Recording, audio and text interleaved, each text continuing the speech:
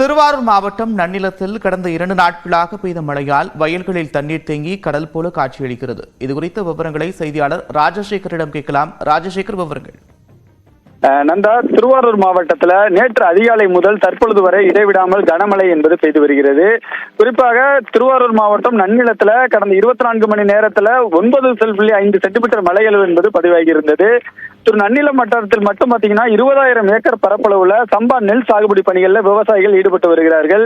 இந்த நிலையில கடந்த 2 தினங்களாக தொடர்ந்து பெய்து வரும் கனமழையின் காரணமாக 1000 ஏக்கர் 30 நாட்களில் இருந்து 50 நாட்களான சம்பா பயிர்கள் தற்பொழுது மழை நீரில் முற்றிலுமாக மூழ்கி இருக்கிறது.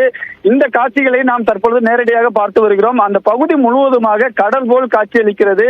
ஒரு ஏக்கருக்கு 10,000 ரூபாய் செலவு செய்து தற்பொழுது அந்த பயிர்கள் அனைத்தும் மழை நீரில் மூழ்கி இருக்கிறது. நாம பார்க்கக்கூடிய இடம் நன்னிலம் அருகே உள்ள மான்கட்டமுலை.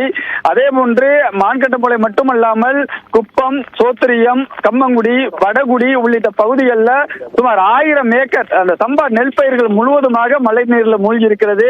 இதனால் விவசாயிகள் என்ன செய்வதென்று தெரியாமல் தவித்து வருகிறார்கள். அங்குள்ள வடிகால் வாய்க்கால்கள் முழுவதுமாக தூர்வாரப்படாத காரணத்தினால் அந்த பயிர்கள் அனைத்தும் மழை நீரால் மூழ்கப்பட்டிருக்கிறது. அந்த மழை நீரை வடிய வைக்க முடியாத ஒரு சூழல் நிலவி வருகிறது. உடனடியாக மாவட்ட நிர்வாகம், பொதுப்பணித்துறை, வேளாண் துறை அதிகாரிகளை சம்பந்தப்பட்ட இடத்திற்கு அனுப்பி அந்த மழை நீரை வடிய வைக்கும் பணியில ஈடுபடுத்தப்பட வேண்டும் என்ற விவசாயிகள் கோரிக்கை வச்சிருக்காங்க. அதே நேரத்தில் மழை என்பது தொடர்ந்து பெய்து வருகிறது. அதனால் மேலும் அந்த வயல்களில் மழை நீர் தேங்கக்கூடிய ஒரு சூழல் தான் நிலவி வருகிறது.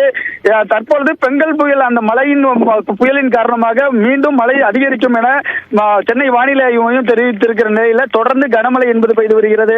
ஆகையால் திருவாரூர் மாவட்டத்தில் உள்ள விவசாயிகள் மிகப்பெரிய வேதனை அடைந்திருக்கிறார்கள்.